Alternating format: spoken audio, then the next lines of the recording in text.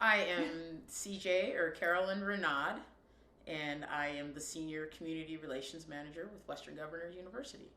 Do people call you CJ though? People do call me CJ. Is your middle name with the J? Is Nope, that right? my maiden name was Johnson, Oh, so it was okay. Carolyn Johnson. That's great. Yeah. Um, you're in this role now. What did you used to do? What's your previous career? My previous career was a police officer with the city of Aurora for 20 plus years. Wow. I did everything from vice narcotics to patrol, school resource officer, recruiting, background investigation, Metro Gang Task Force, everything. Why did you become a police officer? I became a police officer after I graduated from UNC. I graduated with a degree in kinesiology with a sociological emphasis and a community health minor. And my stepfather, his name is Bill Talbert. He was a Denver police officer for 30 plus years. He said, "You would make a fantastic police officer." And he said I could work undercover and wear jeans and flip flops to work. And so the rest is history. I tested with Aurora and was number one in my class and did 20 amazing years, 20 plus years. What, after you started the job, what did you love about it the most? Oh my goodness. I loved the people. I loved the people I worked with. I loved the people that I worked for, the community. So I was really instrumental in implementing lots of community oriented programming in and around schools, and I started to find that that was my niche, was implementing programs for um, summer programming for youth, because our crime rate was so high in the summer. So teen academies and alternatives to truancy court. So the ACE truancy court was something that I was a part of, and so I started figuring out that that was my niche, was working with people, for people. Not the jail part of it was probably my least most fun of the entire existence as a police officer. So I would rather help people, better themselves in their situations than putting them in jail. So once I started to kind of figure that out, then I realized that was my niche again, for just working with people in and around and through law enforcement. Do you think you had a different perspective on policing as a black woman? I do think I had a different perspective. I grew up in a slight form of intergenerational poverty, so I knew that when police officers came to the neighborhood and we were expected to behave and act a certain way, and when a police officer told you to do something, in my generation, I'm not that old, but in my generation, you did what was expected of you and you did what was asked of you. And I had a perspective of that coming into law enforcement. I had a respect for that when I came into law enforcement, as I think most police officers do. They have a high regard for that profession. They want to be impactful in their communities and they want to help people. And so I did have a unique perspective as a black woman in law enforcement, and I was one of only a handful as well. Was it ever hard being a black police officer? Yes, it was challenging at times, because there, especially as a black female police officer, because you had gender differences to contend with. Well, you're a female, and I'm not going to listen to you. Or then you had racial indifferences to contend with as well. So you're black, you can't tell me what to do. You don't, and there was name calling. I was called some horrific names one time when my husband went on a ride along with me, by another black female. So yeah, that was a challenge. You made me think about that just now. But so yes, there was challenges throughout my entire career. It was just a matter of how I dealt with them as how I moved forward. Yeah. Did you see problems within the police force that other people might not have seen about how police acted towards black people? I would say that yes and no. I worked with probably some of the most amazing men and women on the Aurora Police Department, and I'd say there was a handful of people in the police department that were challenged by what they believed in regards to race or ethnicity or gender differences, and so you see those things. It's incumbent upon you to have the courage of your voice to speak to them. So if your next question is, did you ever speak to them? Well, of course I did. There were times where I had to speak on those things, and there were times that I could not, that I had to wait, or I had to use my voice elsewhere. And so, yes, I saw those things. Hold on. Elliot told us lawnmower passes driving down the street. Driving on a the lawnmower street? driving on the street. What? Or down the street. The hat. It's like, He's the HOA guy. Excellent. Nice. I love it. You were not a police officer this past year, but I'm sure being a police officer never really leaves you, especially after that long of a career. When George Floyd was killed, what was your reaction? When George Floyd was killed, I was sad. I was sad. I was worried. I was a little bit scared. I was scared as a person of color, and then I was also scared as a former police officer. It was probably one of the first times in my tenure as an adult, coming from law enforcement, that I wasn't too proud to say that I was a retired police officer, and that was sad for me, because I was very, very proud of my career.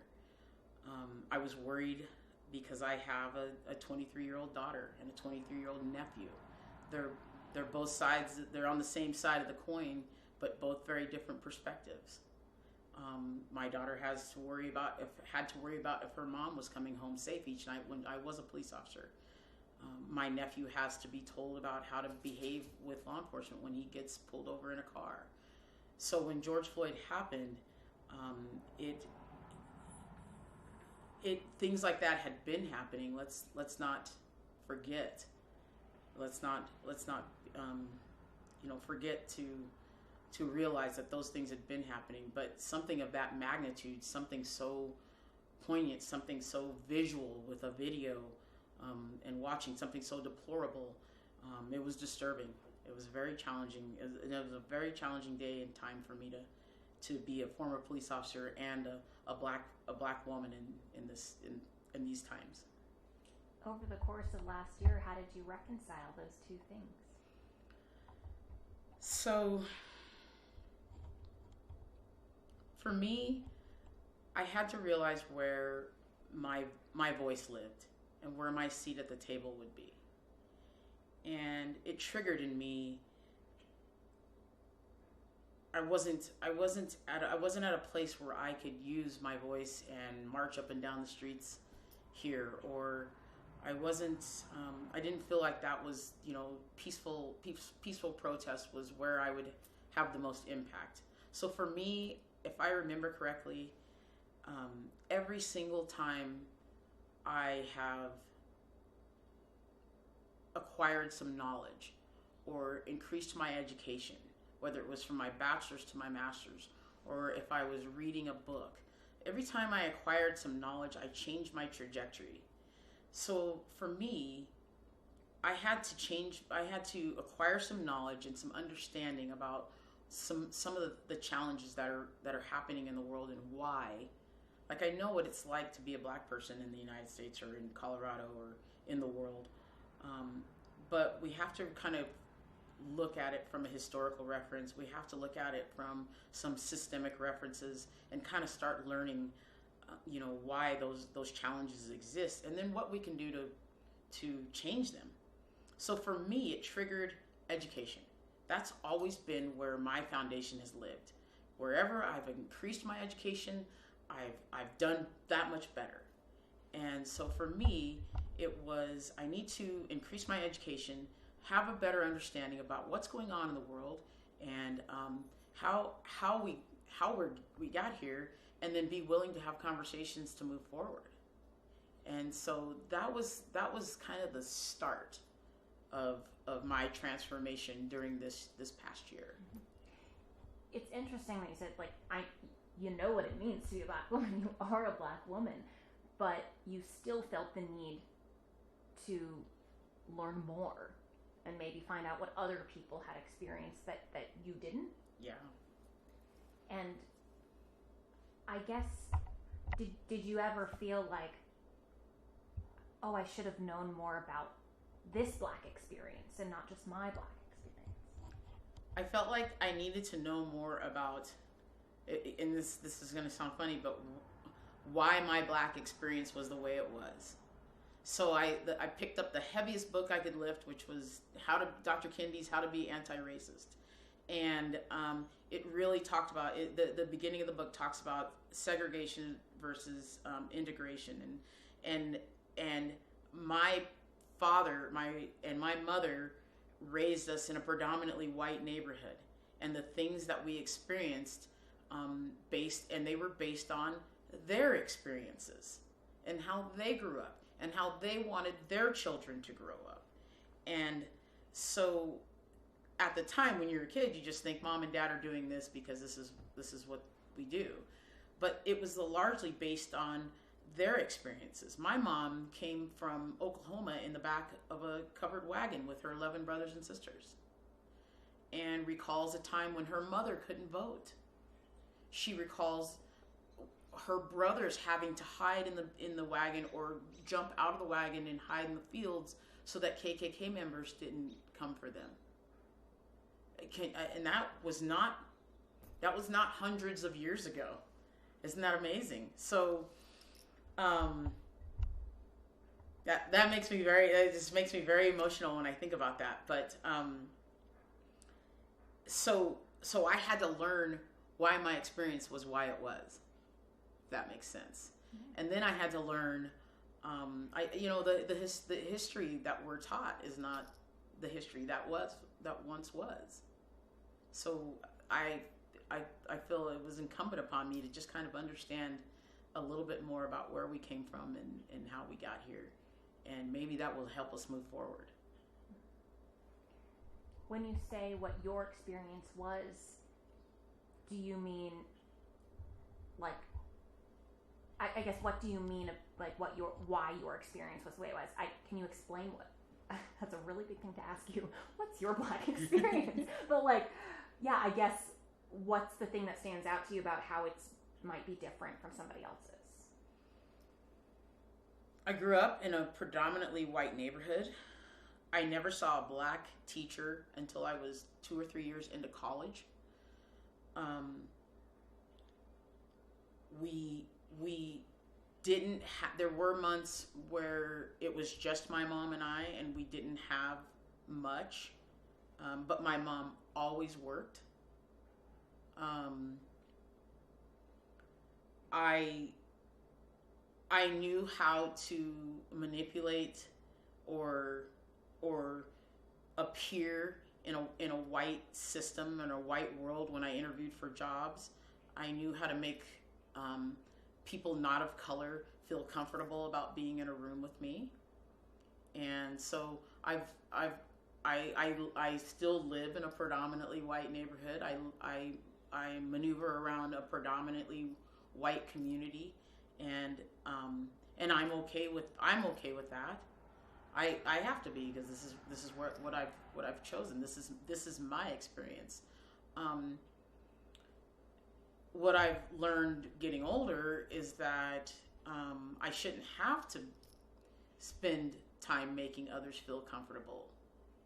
That's other, people not of color don't have to do that with me, so my experiences, I've been called names. I've been looked at, and like I said, I've been called names in a police officer's uniform and outside of a police officer's uniform. And everywhere I go, I show up as a black woman, regardless of whether or not I'm a police officer or not. So to not see that or underestimate that devalues the one thing that I truly, that truly defines me. Yet, when you talk about your identity, was there a time when you would have said your identity is a police officer and you would have left out the part about being a black woman, or do you always lead with being a black woman? Inside. Inside, I always lead with being a black woman. And if you ask me, like you asked me at the beginning of this interview, what did you do in your former life? Well, I was a police officer. I was a police officer, and I'm so proud to be able to say that. And again, a year ago, I was afraid and not so proud. But I think one bad apple doesn't spoil the batch. We can, so I worked with, hundreds of men and women who were amazing, who were intelligent, who were passionate, who were smart. So I do lead with, because I'm a very strong, capable black woman who happened to have been a police officer for 20 plus years, who now works in education. I think you told Anne something on the phone, and maybe Anne, you can ask this question better than I can, because you guys had this conversation, but about the conflicting identities. I don't know if you like you were talking about the colors. The conversations you're having with your husband. Yes, I told him that I was too blue to be black and too black to be blue.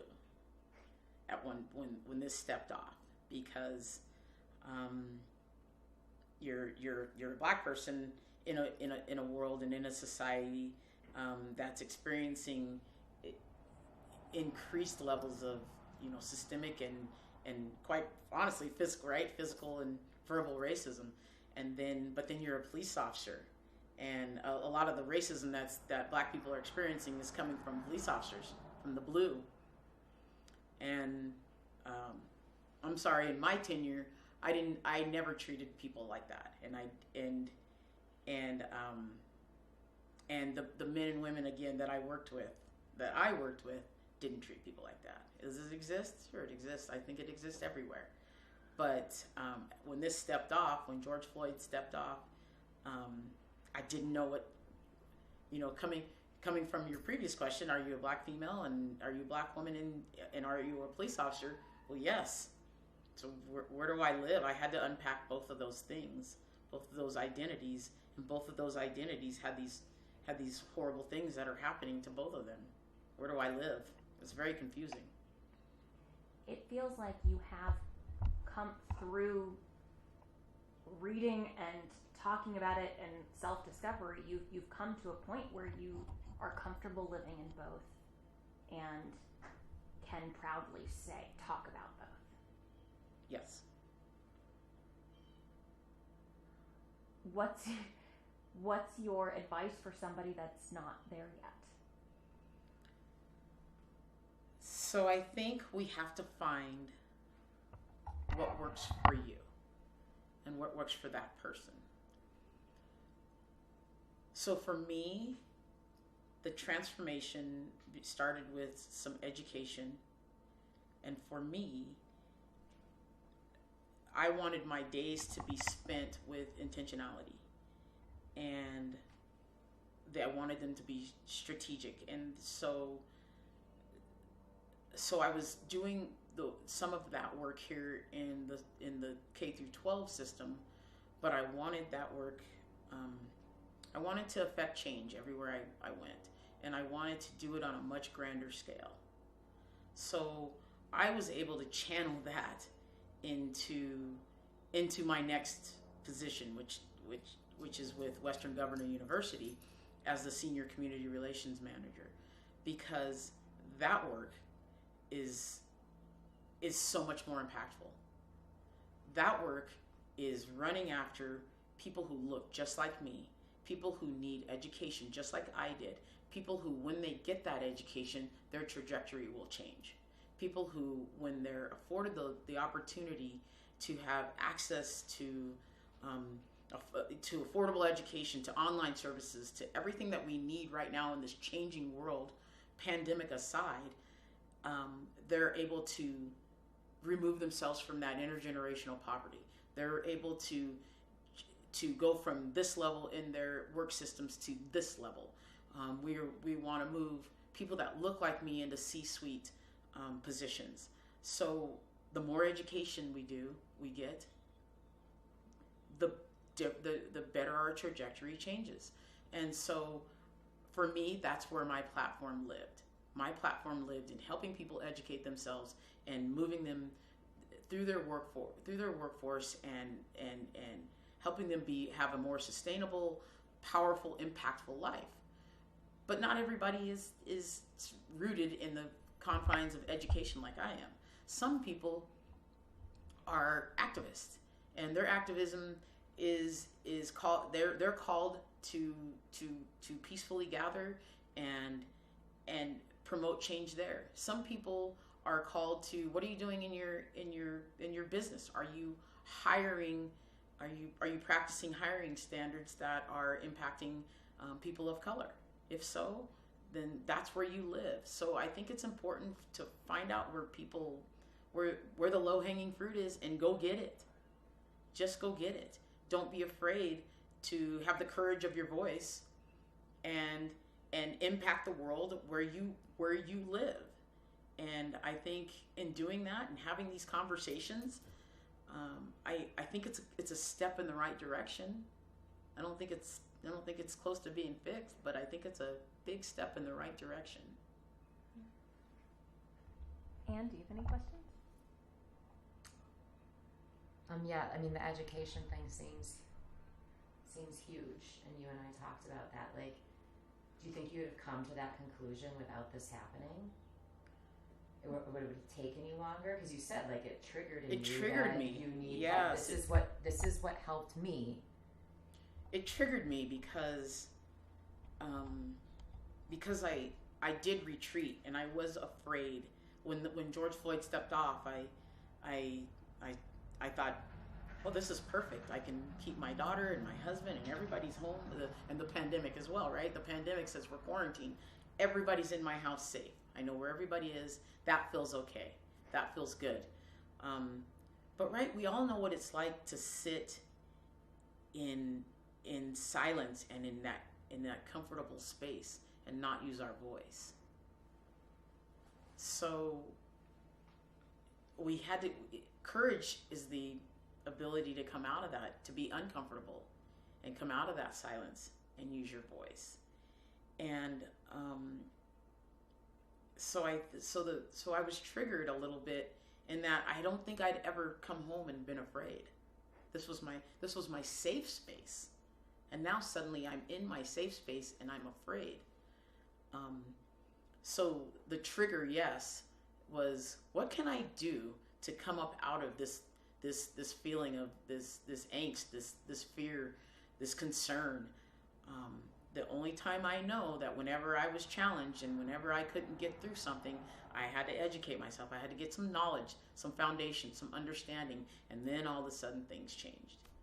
And so, yeah, I think it was a huge trigger for me. And I know where my seat at the table and where my voice in the room lives. And and I can impact those systemic problems by way of education. And for me, you're not going to tell me anything otherwise. I'm super proud of that transformation as well. You know, to come from law enforcement and see the things that I've seen and do the things that I've done, to sitting at the table in education and impacting the lives of people who look just like me and who need that help. So I'm happy to do it. Is there anything else you want to add, CJ? I think one last thing is we all need to continue having conversations. And we can't be afraid to have conversations. Probably the first 8 seconds of those conversations are going to be challenging. And then after that, we'll be able to move through them and continue to learn and grow from one another and with one another. And I think that's a step in the right direction. Just keep talking. Just keep talking. This definitely made people talk about it in a way that people had never talked about it before. We didn't. You're right. I agree. We didn't. We knew about it, but we knew didn't talk about it, but we didn't talk about it. And we don't have to all agree. And it's not my job to you know, be the voice of the race, or you know, to it's not my job to be the voice of the race. It's just not. You're gonna come across so many other people who are people of color, and however they identify, Latinx or black or brown skinned people, whatever it is that they see themselves as. Let them have that, and let them have their voice, and listen, and hope that they give you the same respect to do the same. Thank you so much for sharing. You're very welcome. I so appreciate it.